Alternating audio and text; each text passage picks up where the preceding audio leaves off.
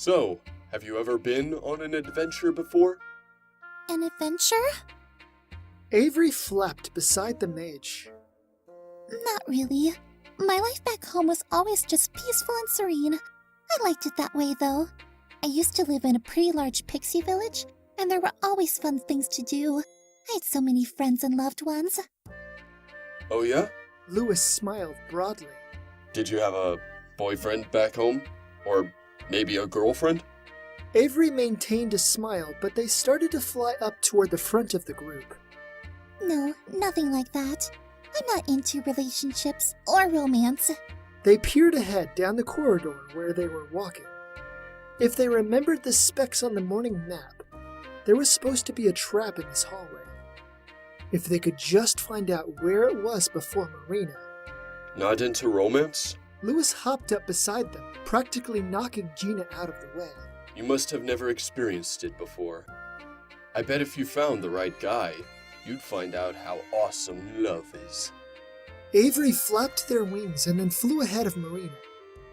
A thought had started to form, but for it to be effective, they would need to be careful in the way that they delivered their unease. Their face scrunched up. I have experienced it before. Physical touch, I mean. I'm just not into that stuff. I don't get excited by kissing or whatever. So I don't value love or relationships. Avery flew backwards. In fact, flirting kinda weirds me out. Lewis moved ahead of Marina and replied, Oh, I'm sorry. I'm not trying to make you uncomfortable. It's just that you're so beautiful, and you're just so fascinating. Have you ever considered being a wizard's familiar? Avery's stomach started to buckle like a crushed can, and they flew farther ahead of the group. The trip mechanism was close. They were sure of it. I don't think so. Please stop.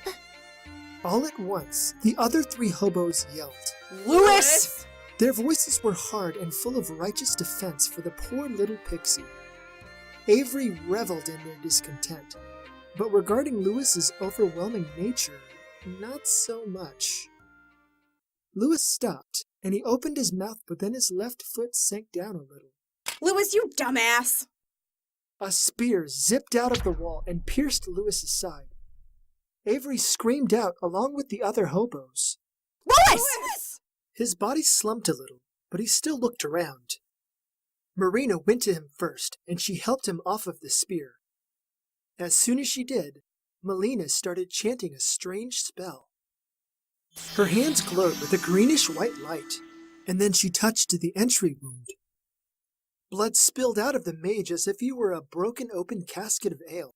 However, as soon as Melina touched Lewis's side, his wound closed up. So, the blonde hobo was a healer. Okay, good to know. Avery flew beside the mage.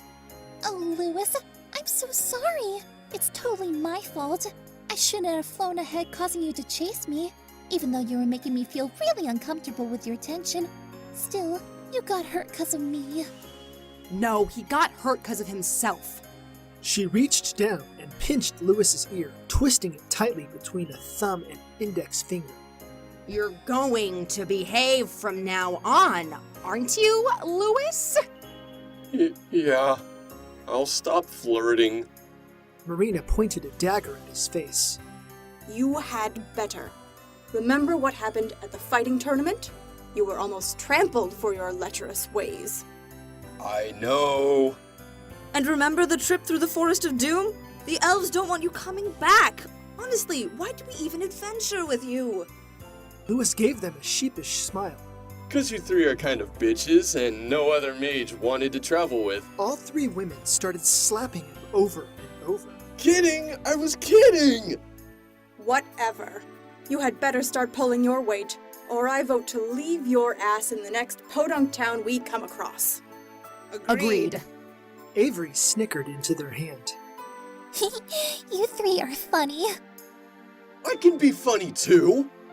I certainly hope so. Avery said as they floated around to the spear trap. They pointed ahead. Look, another room. The last two only had monsters, but maybe this one will have treasure. That's why you're here, right?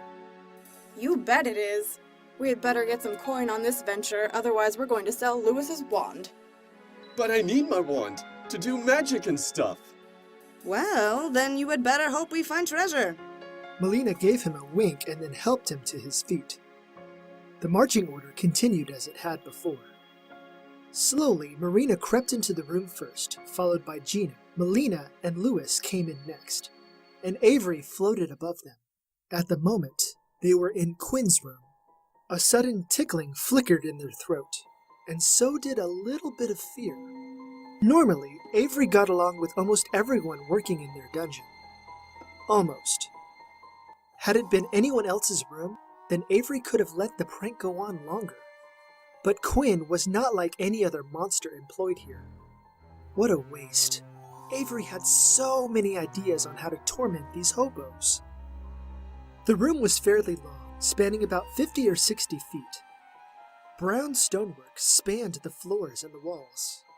Numerous large black rings were scorched at various places on both the walls and the floors. 6 tall brown stone columns lined the rooms on either side, leading up to a raised platform. A small, comfy throne rested on top of the platform. The only other door in the room was to the left of the platform. Scorched rings covered the ceilings too, which were 40 to 50 feet above them. A single creature sat on the throne, with his legs crossed over one of the arms of the regal chair. He was a small creature, as most gnomes typically were. Then again, compared to Avery, he was kind of big. Quinn had a short, buzzed hairstyle, a dark and twisted smile that caused waking nightmares, and an ignited twinkle in his gray eyes. Quinn wore a black overcoat, a brilliant blue buttoned-up shirt with a pair of golden-haired fighters on the front of it, and a pair of black pants. He also wore a pair of black boots. Quinn's eyes met with Avery's, and then he gazed at the group. Well, isn't it my lucky day? The 4 hobos gazed at Quinn, so they didn't see Avery float a little higher behind them. A silent illusion swirled above Melina's head for only a moment. It was a set of bright green bubble letters that read, Healer. Quinn looked at them again, and then grinned all the wider. So you set the pixie free? That's too bad. I was planning on having some fun with them later. He still lounged on the throne. I thought you said the mage who trapped you was a her. Before anyone else could speak, Quinn said, Oh, I'm not the one who trapped them. I'm just the one who gets to do the torturing. Them? So does that mean that some of the others are alive? Avery summoned some of their magic, and they waited for the signal. No. Quinn flipped his legs off of the arm, and he sat upright in the chair. Them as in Avery. They prefer them-they pronouns. Enough of this! Minions! He wiggled his fingers in the air. Avery's magic came to life, although the 4 hobos still watched the dread gnome with rapt attention. 8 gnome warriors ran into the room from the far side, all armed with long spears and swords. They screamed as they got closer to the group, and Quinn remained in his throne. His dark eyes watched them. Avery flew just above the group, and they pointed their finger at one of the gnome illusions. Leave my friends alone! They're nice! A dazzling purple spiral energy beam blasted from their fingertip. The beam barreled into the gnome, and the creature melted into a bloody goo puddle on the floor. All at once, the other gnomes gasped and stared wide-eyed. Whoa, nice one! And here I thought you'd be a burden. She stepped up next to Avery. Stand back and let me take the front. The gnomes rushed in with their weapons swinging. Marina and Gina parried the blades and swung at their little foes. Naturally, no one hit anyone, and Avery's magic ensured that it looked like the gnome warriors were dodging just as deftly as the hobos. More gnomes came in through the far doorway, and Avery flew toward them. They casted a spell, and the illusion of a great magical wolf appeared amidst the gnomes. The wolf started biting into the gnomes, and blood went everywhere. When the new batch of gnomes stabbed into the make-believe wolf, Liquid starlight dripped out. Way to go! You're more. A small red bead zipped past Gina, Marina, and Lewis. A moment later, an explosion rocked the room, and a woman screamed. All eyes turned back around. Melina lay against the back wall, and half of her clothes had been obliterated. What remained had been blackened by the fireball. Her hair on 3/4 of her face had been seared off, and her pink flesh was already puffy and gross. The spot of impact had been burned with a fresh scorch mark on the floor. Melina wailed as she tried to reach up to her burned half, her hand glowing in white and green light. Another red bead slammed into her. Melina! What remained of the healer exploded in a violent, splashy display.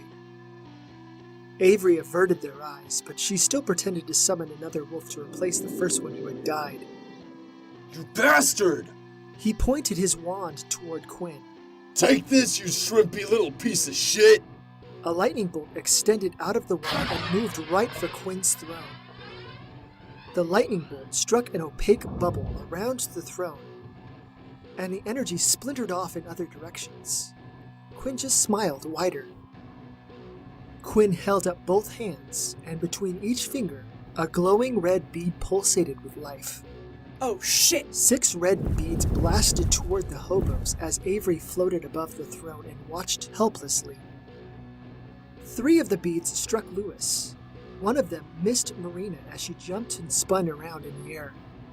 The other 2 went for Gina. Although one of them missed, Gina caught the other red bead in the throat.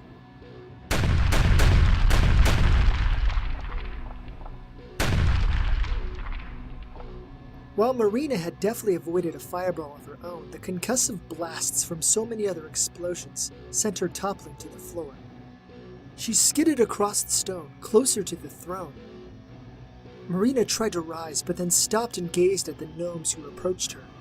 She actually cowered, but then fell gravely still as the gnomes faded from view. The room got quiet. Marina looked back to where her friends had stood. Bloody chunks and broken metal shrapnel lay everywhere. Lewis remained standing, although much of his body had been burned away. His eyes were haggard, his hair was gone, and yet he still had his magic wand. Through burned lips, he wheezed. Sorry, I couldn't save Gina in time. 3 more red beads thudded into his chest. No! Marina's eyes filled with tears. Once more, the room filled with thunderous booms. When the brightness faded, Lewis was gone. The lithe hobo wailed loudly for many moments, but then stopped when Quinn started clapping, slowly and methodically. Well done. Excellent performance. Marina hurled a dagger at him, but the dagger struck the same invisible barrier that the lightning bolt did. Well, actually, it wasn't the same one, but to someone like Marina, it might as well have been. Quinn knew many enchantments, but he favored 2 spells above all others. One of them was the fireball. I wasn't performing, you sick son of a bitch! Quinn shook his head. Not you. Them. Them! Marina's eyes became watery, and then she shifted her gaze onto Avery. Avery sighed. Oh, of all the rooms we had to come across, why did it have to be yours? Yes. Quinn waved them off with a limp hand flick. I ruined your fun. Do you want to finish her off, or do you want me to? Marina sniffled. You lied to us! We freed you and you betrayed us! Avery just shrugged. Well, life's a bitch, I guess. They whirled to the side in just enough time to dodge a flying dagger. Die! Marina drew another knife, but then 4 red beads struck her in the chest. There was enough of a delay that she was able to look down at them. Blood and meat splattered everywhere. Quinn swung his legs back over the arm of the throne, closed his eyes, and then gave Avery another hand flick. They're dead. Now get out. Avery sighed. Well, I got to have some fun today at least. The all-clear signal resounded throughout the complex as Avery glided out into the hallway.